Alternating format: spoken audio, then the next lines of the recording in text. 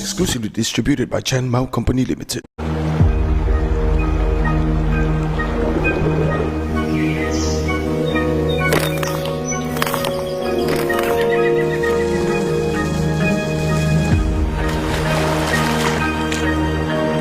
This is not the future that we imagine for our children. And generations to come. But this could be their reality and ours. If we don't act Now. Littering is ruining our lands and oceans. literally, It's killing marine life and suffocating ecosystems. polluting the water and soil that we depend on for our very existence. Who cares?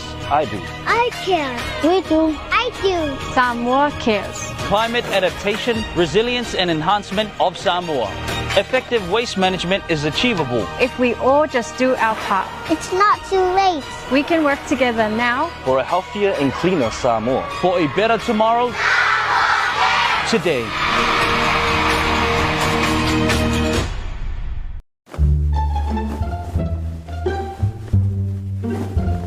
Are you done, Cuz? Just a little also back to New Zealand. How about some hot umu of tar and banana? Yeah, but I want something different. Something hotter. Ngay fa long na sauce fi wala Uncle Johnny's. What is that? It's a hot chili sauce from Uncle Johnny's, full of flavor and heaps of heat.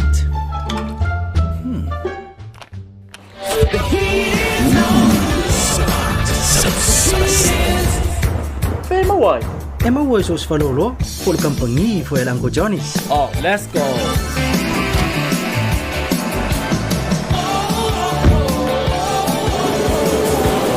Made with freshly harvested hot bird's eye chilies from our local farmers. Pickled to perfection with love and care by Uncle Johnny's.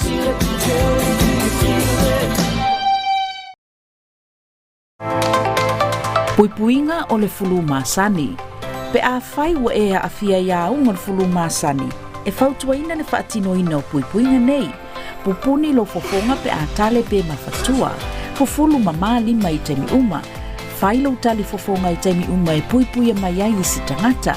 Ia e nofo i le fale ma ia lava le malo lo. Tau mamao mai nofo anga tumutumu. E vavei le pipisi al fulu. Ta ofi le whanau mai le aonga pe a whai ualia e ni aonga le fulu. Tau mawhatatau, ma ia tele le vai e tau mafa. Inu ni fuala au mea tinga pe a fiva pe tinga le ulu. Mo le whanau, ia inu tala vai e peo na fautua ina e fo mai. Ta ofi le pepesi le fulu. Mo nisi whaamtalanga, whaafso taile matanga luenga i le ono o po le valu se lau ono whawha o.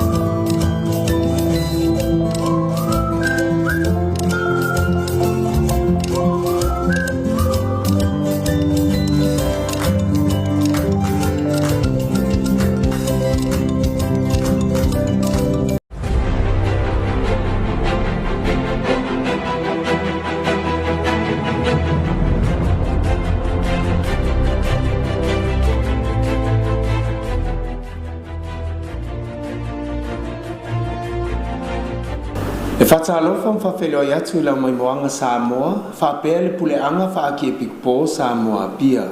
Usi mai lau mai moa o nisi neo whapopongo tato tala o Tautai mo le ni asfareile a se fulu maltolo o te sema, lua afe lua wha.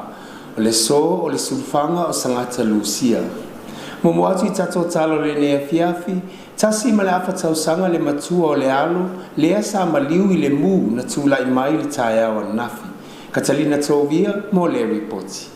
O whamaonia kamsina pulengo tine mu tana masa pe tone maunga sa mo global. E to atasi na maliwi ne mu le na afia ile maoto se ainga tona imato ili taya wana nafi aso sfurua te se malu o lua fa. Iwi pote le tio polensia lo ta wai e to abalu tangata sa tono le fale le ana afia ile mu. O le fale sana no falitina matua e ono sfuta sanga matua maunalo. Taua le ripoti na mua awina nei whawhoritina matua ina ua tupu le mu a o tamaiti e li ta ilua tau sanga nga ilunga sa mawhai ona tama mo ea nei whafo. Pei ta ina toi fo ia nani tamateine ana tina matua e le potu na mo ea i le pepe wa le mawhai ona alua i tutonu ona wata ai ai tutonu le asu. Taua fo i ripoti sa longo ina le pulenga o tine mu le taimia le whale velave pei ta ia taunu uatu le tine mu ua pa u ilalo le whale. O mori ai whai mai tenga ma wha maa whanwhananga le ai ngā whanua noa o no tūlanga ma whati ai mai le whanau lawe wa mau wai ili soifua o se ta se le whanau. Tarina tōvia mo le Tautai. Nisi o tala, whalawiloa ati nae ma o loa o pisinisi la iti ati nānu putani o le pokalame ali tō manga mo e po ngā tia. Katalina tōvia mo le ripoti. O le taimi mua lea wa whaatino ina ai sa maketi o tō manga mo e popua ngā tia mo le whaalawiloa ma le whaatawina atu o loa mai ati na e ma pisinisi la iti ati nā no fotane i totono le atu nuu. Mo le mawina ai le tele o loa wa mawhaio na ngā osia iti nā no fotane mo ala atau pisinisi la iti e sa ili se leni ai mo whanau ma ainga. O le nei fo i ati na e o lo fisosoani malosi i le tu i titia ma le tau fia leo sa wanga i totono a inga le o lo sa waina i tina ma whanau. Petai o le tele o loa sa moli mawina i lea maketi o lo o moli mawina i fo i le tele o tamai ma le angawaa ua iai no fatane mo le whai o pisinisi la i ti e sa ili se leni ma mawai le tupe. O le ama whai o na wha moe moe iai le tau singa o whanau ma a inga ai maisia mea whai ese totono le a inga. Tau fia ai le ola wha moe moe isi, ma tatala ai whai tuto o manuia i le soifuanga atina o tina ano whatane, ma tau fia ai le sawaina i tuto no a inga. O le nei maketi sa awai i ai tina o le polokalame le no whatane al to manga mai upolum savai. O le polokalame le no whatane silia ma le tolu a whetina o sa moolo o res talai, mai to atele lava i tina o nuu mafio angaitua. O le nei foi polokalame wa avea lea ma sao tina no whatane i le tamau a inga o Samoa. Talina tōvia mo le Tautai. Si mai ala mai moa nisi neo tala Pasifika mai a Katalina tōvia. Sa alafalawa o se whaliunga le nei o tala man Pasifika o lo ripatia mai le teo whawa maloa New Zealand o mwhai o na wina ati le lango malo sia le company le Uncle Johnny's. Tala tō mua wa whailoa le whainga maloa Papua New Guinea lana tala le tupe le ABC ai o le 10% mai la fonga o uloa la iti po uloa tau mea ai. E au fiai apa e leni o mea whaiti, whalau mata masainini. Peitai o Andrew Anton Mako, se tasio whaia o ngal University a Papua. Sa ia tarasanga ina le whainga malo ina ia whaititia le la fonga e tutongi e tangata mai e uloa. Mana ta ue Mako, lo na nganga whaaftai le malo i le talia ai o se whautuanga. Peitai e le o au fiai ma le moa i le paura fonga e pei ona sa tarsanga ina.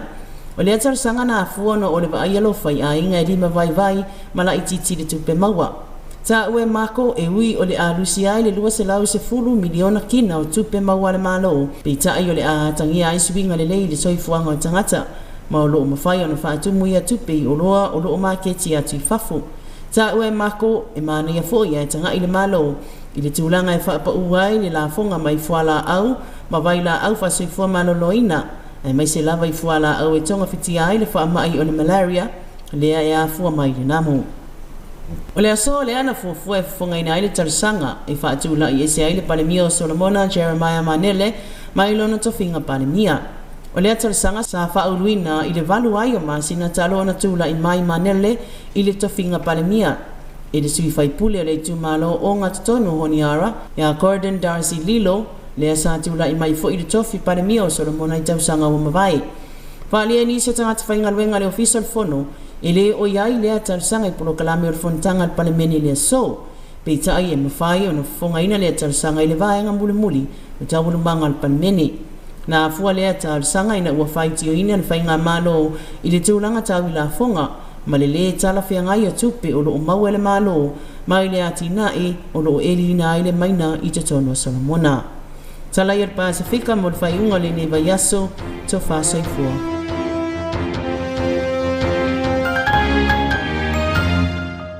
Mai mo mai loa i tala soifuanga le Kalesia Katoliko Lalangi whaliuina e Charity Tuala le Misiu.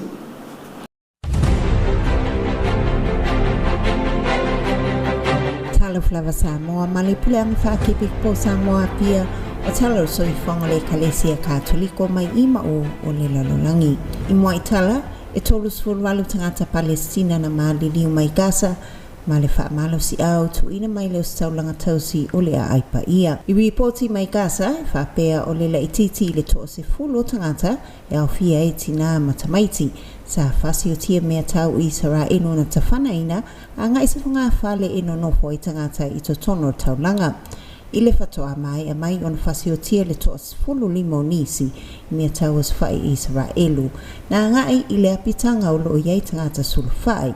Le El Nuzerit Camp ma le sfulu tolu nisi na mau soifua i le tau puipuinga o se loli la o uta foa i sosoani mai le tu se sifo tau nanga la ititi o Rafa le sa taia i miso ta whanaina a Israelu.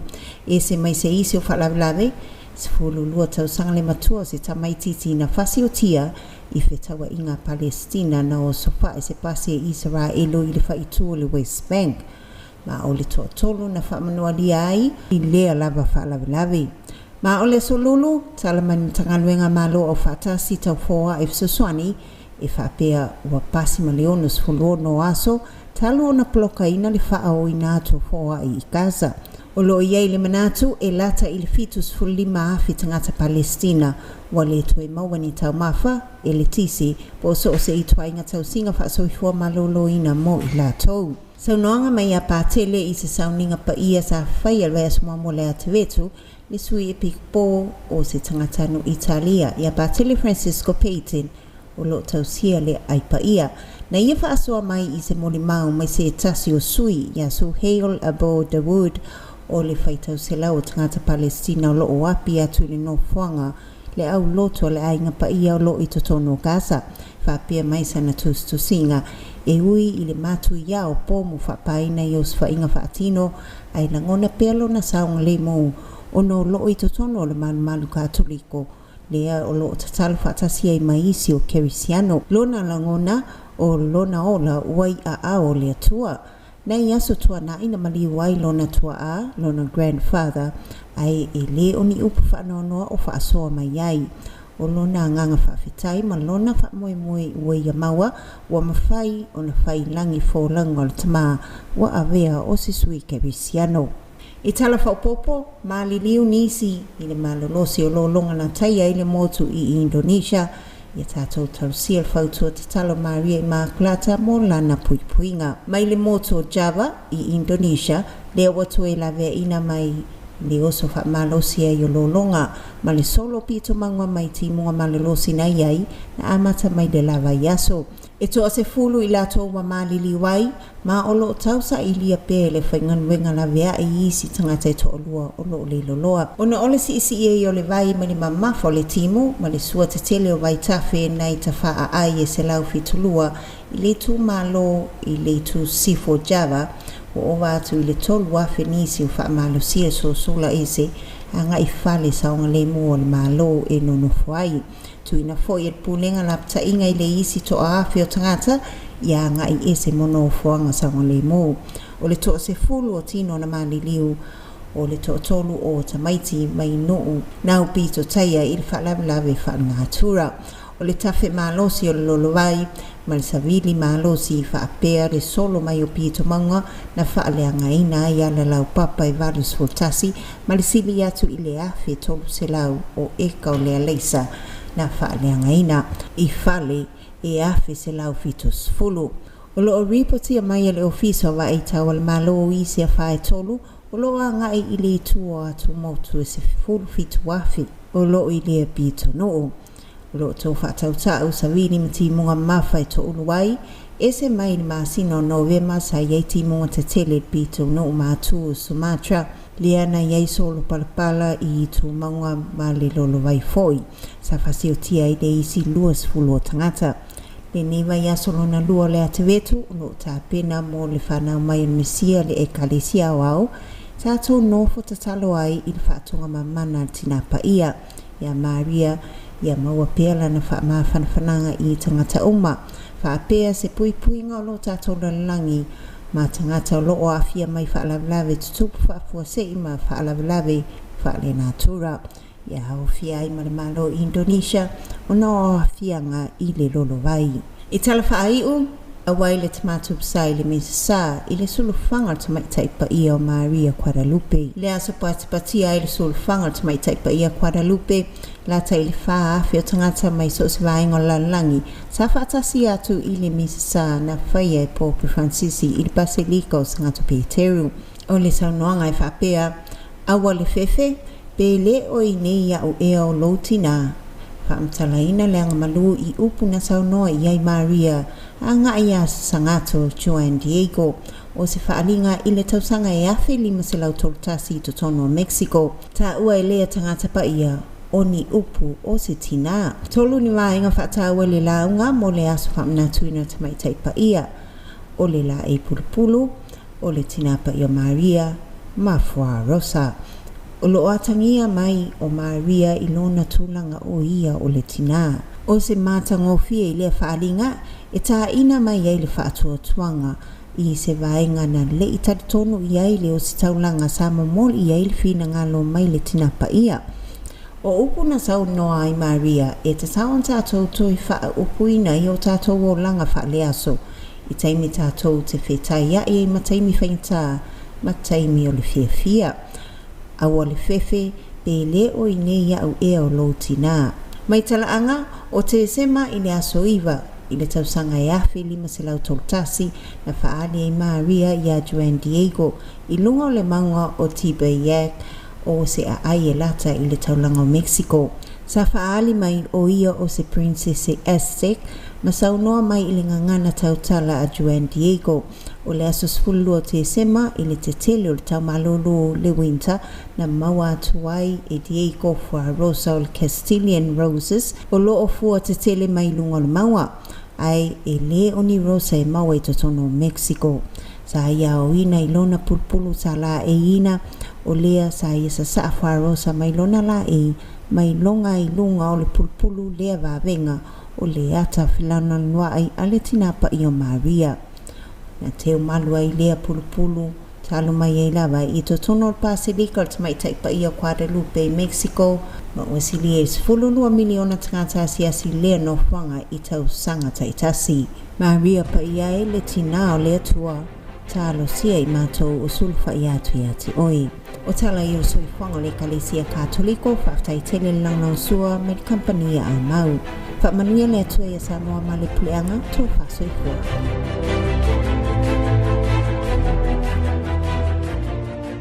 Whaiunga le nā tātou talo Tautai mo le nea fiafi, mo le atu whaftai a tātou sponsors, Uncle Johnny's Ice Cream Factory, Chen Mouse Company Limited, Malmatanga Luenga Puna Oa Whanaturam Sisio Manga. He manuia tele le nea fiafi Samoa, tō whāsoi fua.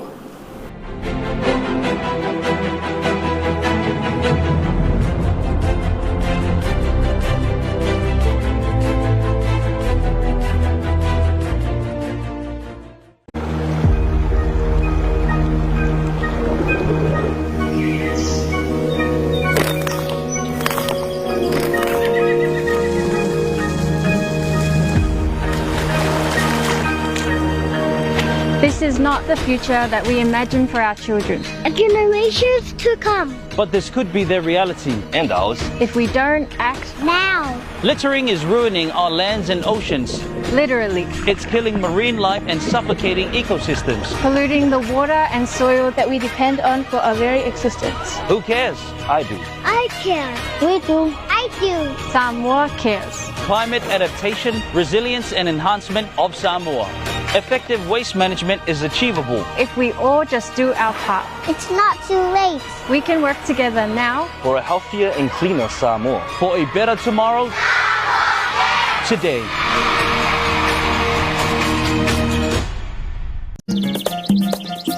Zeus for the animal-loving king.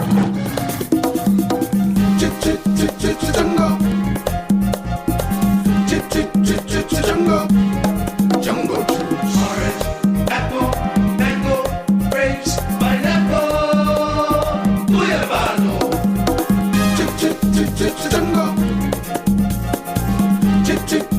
Jungle. Jungle juice. Exclusively distributed by Chen Mao Company Limited.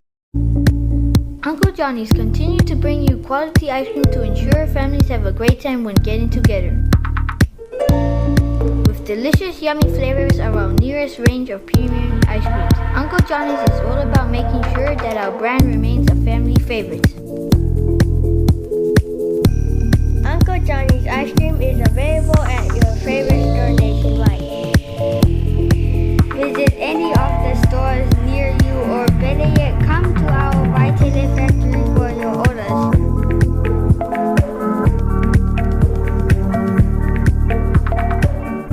Ole manawa tsa elo na dua ile lalo langi.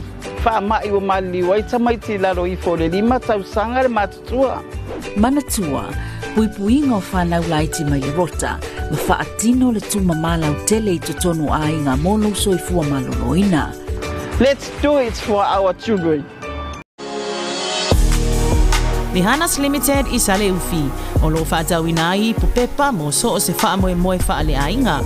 O lo mātou whaatawina atu fo I tā penanga mo le ngao sia ino keke. Maua fo I tau whungala au ma tā penanga mo maliu e pei o polokalame mapine. Ma whai ono mātou lolomi ina mitiafu ma ipu mo so o se wha moe moe e pei o whaipoiponga aso whanau maisi. A fio mai nei loa I le Hanas Limited I sale ufi mana o loa wha amali loto.